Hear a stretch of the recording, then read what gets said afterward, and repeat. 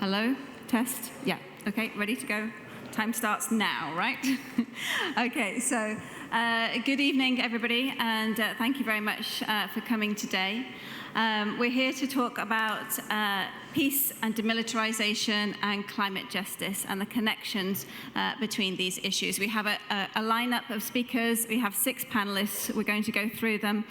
All the panelists will be available for interview, so if you would like to have an interview or ask questions, then please approach us after this press conference if we don't have time at the end.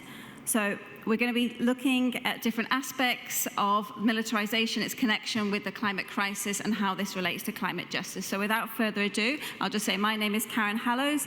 I work for Peace Boat, and I'm part of the Peace and Demilitarization Working Group, which is a cross-constituency working group hosted within the Women and Gender constituency. And that's enough from me. And I would like to start off talking about why militarism is such an important topic when talking about climate justice by handing to our first speaker, Ellie Kinney of CEOPS. Ellie, the floor is yours.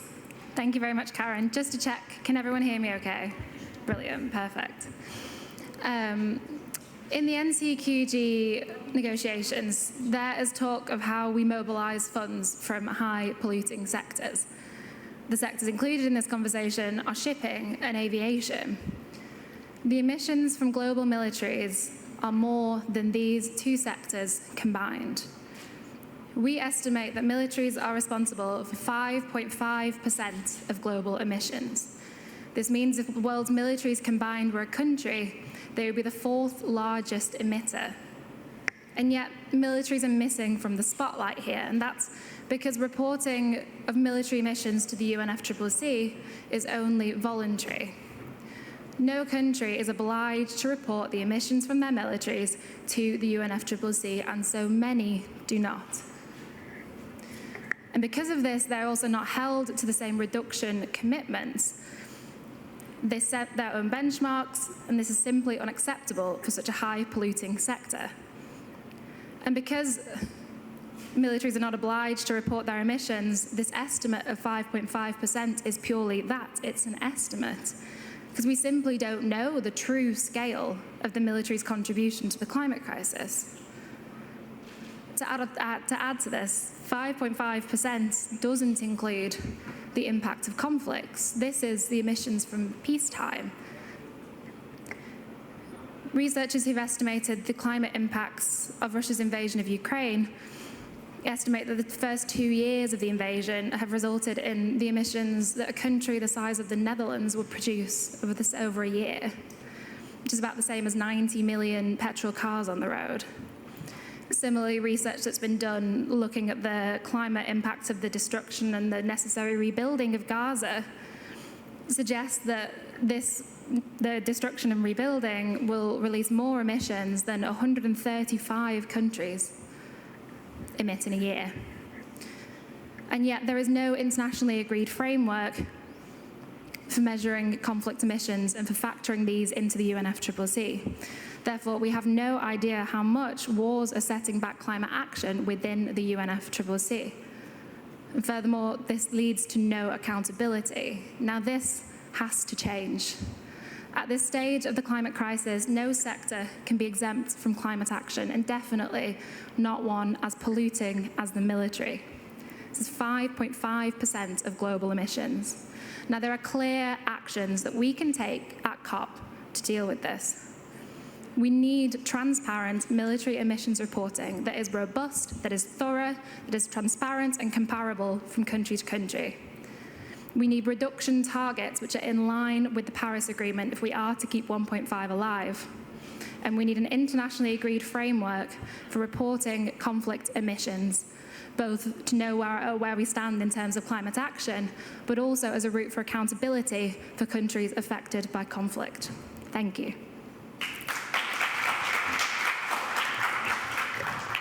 Thank you very much, Ellie. I'd like to now move on to our next speaker, Deborah Burton from Tipping Point North South, to talk about military spending and its relationship to the climate crisis and our search for climate justice.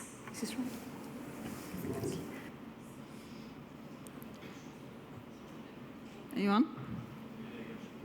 That's it, great. Okay, thank you. Thank you, Karen.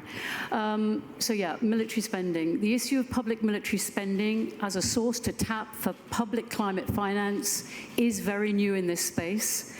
But that is changing. It's a good thing that it's changing, because when we talk about shifting from billions to trillions, and when we hear the overdeveloped world saying it has no new money, military spending holds a very useful mirror up to this discussion. And as always, the numbers tell the story. You've heard it on the emissions there from Ellie. So global military spending has reached a record high of 2.24 trillion annually.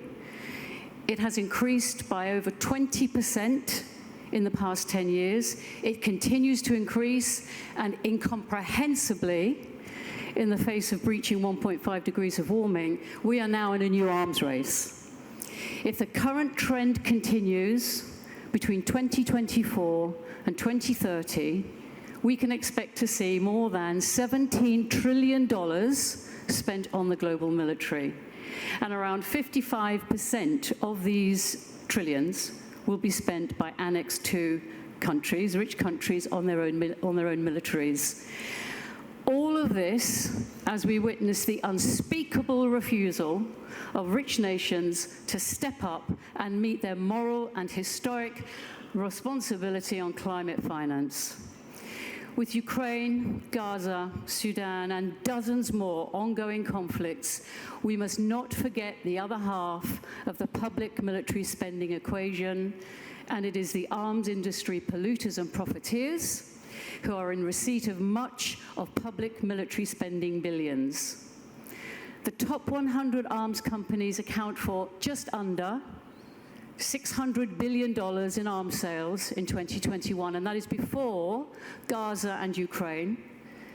The top 20 arms companies account for 2/3 of total arms sales, and they come from a handful of countries: US, China, Russia, UK, France, and Italy.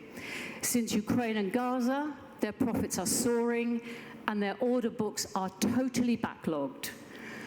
And while arms profiteering soars, ever-increasing military spending does not deliver peace.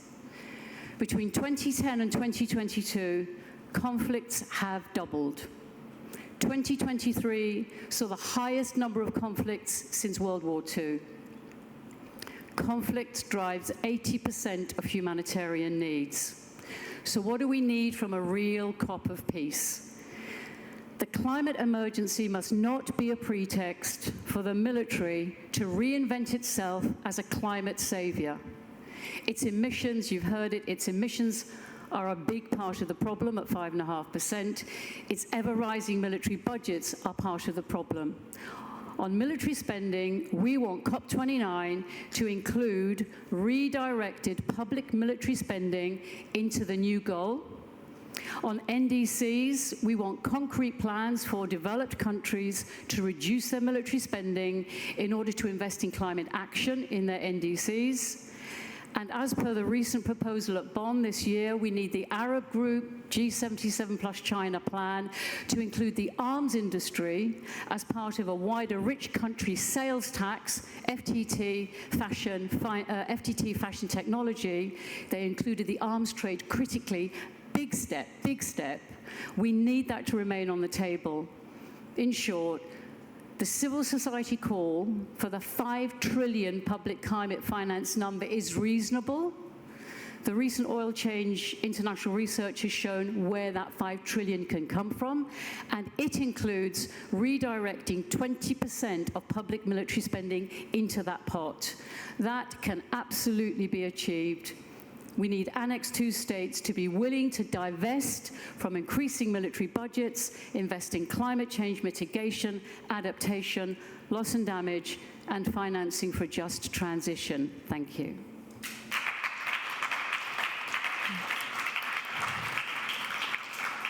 Thank you, Deborah. So a reallocation, a divestment from war, and an investment in climate justice is what we're calling for.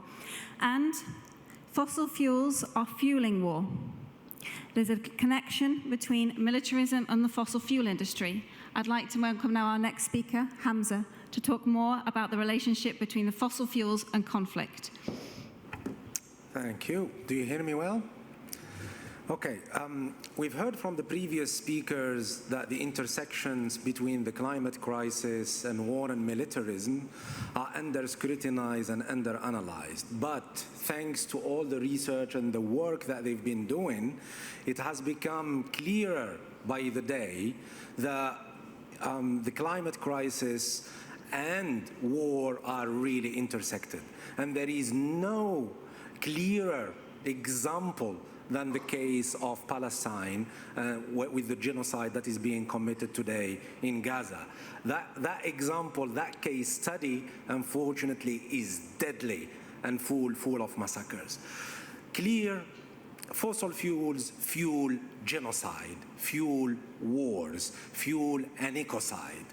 In the case of Israel, the coal that Israel imports, it is being used to generate electricity that is being used for infrastructure, for illegal colonial settlements, but also for the AI murderous infrastructure that is being used today to kill Palestinian children, men, and women.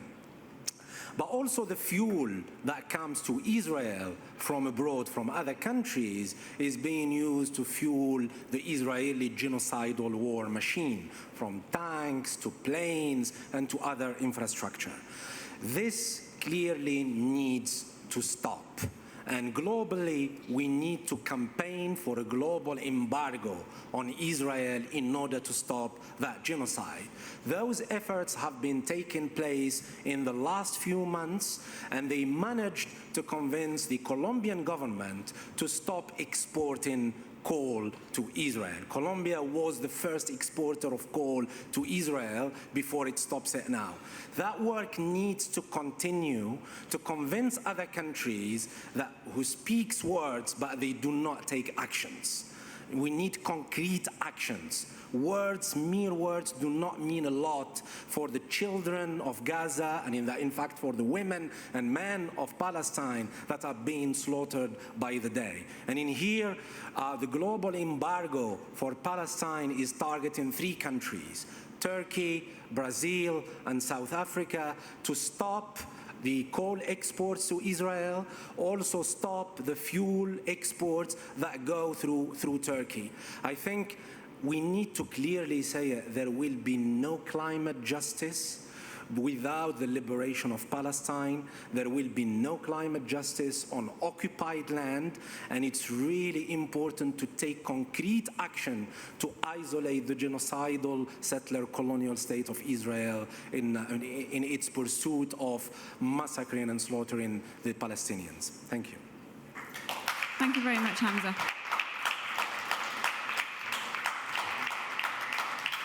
We've heard about the case of Palestine. I'd like now to turn to our next speaker, Tasneem, to talk about the situation and how that relates to the climate crisis and militarism in Sudan. Hello, can you hear me? Yes, I'm Tasneem from Sudan. Last April 2023, me and my family, we left our home in Khartoum, the capital, due to the start of a war. At that time, we said it's better to take advantage of the ceasefire, but only ceasefire until now. It was done to evacuate UN staff and diplomats from Khartoum. Since that time, we left our home. We were not the only one. The conflict has been expanded to our area, and more than 8 million Sudanese now they displaced from their homes. According to a study published last week by London School of Economics, more than 60,000 Sudanese lost their life in only Khartoum, not Darfur, not other region of the country. You may not hear about this. It's because our war just got forgotten. No one speak about it. It's not in the media. It's not anywhere. And amid we are suffering from the result of this war, we still face climate change impacts. Last year and this year, we faced unprecedented rainfall that led to the flooding of and destroying of more than 50,000. Another 200,000 Sudanese got displaced because of the floodings. Some of them already was displaced because of the war. And also as a result of this rainfall, this year, last August, there was like a dam, Arbaat Dam, got collapsed in Red Sea state. This dam was represent 30% of the water supply for Port Sudan city. As we are suffering from climate change impacts, from war impacts, and humanitarian crisis in the country, all the funds that respond to climate change was stopped due to the war. We are now here in the COP. We demand that climate finance to be sensitive for climate affected countries that also suffer from war and fragile states. Also the war, I work as a researcher. We are studying the environmental impact of the war with COPs. The war has devastating impact on the environment. A lot of infrastructure, water infrastructure and roads and factories got damaged. Our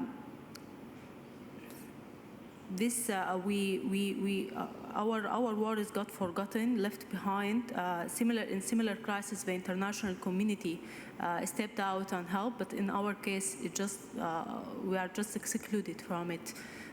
Not only even humanitarian, not only climate crisis, but even like our scholarship, stuff like this, we are all got excluded. Last year I had a scholarship, and when they said me like you are not accepted anymore just because you have a war in your country. I think this is just not acceptable, and I'm here demanding, like you talk about Sudan, we need our support. We need to speak more about it, about the situation there, and advocate for it. Thank you so much. Thank you very much, Tasneem. Militarism and war are especially impacting women, indigenous communities, and people most affected by the climate crisis. Even today, especially indigenous people are suffering from the effects of nuclear weapons. And I'd like now, and testing on their lands. I'd now like to welcome now our next speaker, Karina Lester, to talk about this issue. Thank you, Karen. My name is Karina Lester. I'm a Yankunytjatjara woman from the Western Desert region in Australia, in South Australia. I'm also a second-generation survivor of British nuclear tests that took place in our country in the 1950s and then through to the 1960s. But I'm also an ICANN ambassador, and it was really important for me to share this story of the harms felt by Aboriginal people in Australia, the nuclear injustice that was done to Aboriginal people. Many had passed, many suffered, and many still continue to suffer. These tests were tests conducted by the British government, an agreement by the Australian government to come and test on what they saw was open land.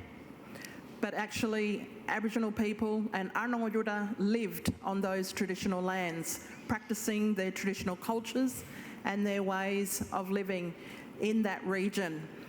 Many people still suffer today, and if this is to be the COP peace gathering in Baku this year, we need to focusing on peace and making sure that we are seeing more investment into those spaces.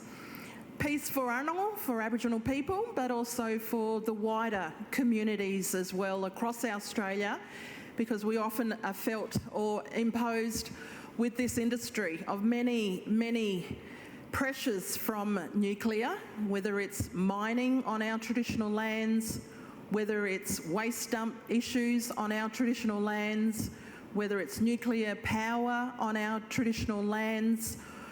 We seem to be forgetting about the past and not learning from the past, and the past that is a very dark secret of what happened in Australia.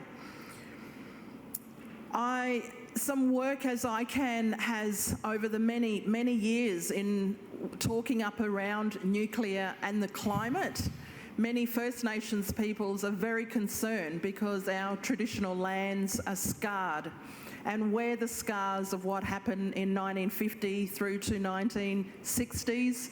For decades, people have been testing. Those scars are still evident, and you see that on our traditional lands. You also see the scars on people, on First Nations peoples in our country of Australia. ICANN has done some work in this space around nuclear weapon and our climate. It's really important for people to know about this report and the work that has been done with ICANN, because the two do not go together, as we know that that is chaos. They don't work together, of course. They are two massive existential threats, and each makes the other worse. And they are real concerns for all Indigenous peoples and for all of us in this planet. We have one. We need to do more in focusing on the health and well-being of this planet, the health and well-being of our people, all of us that are in this room. Thank you. Thank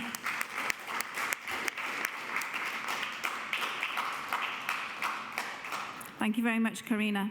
So militarism is not making us safer. It's not an answer to the climate crisis. It's driving the climate crisis. So we're talking about the need to demilitarize in order to find climate justice. Also, demilitarize to make a safer world.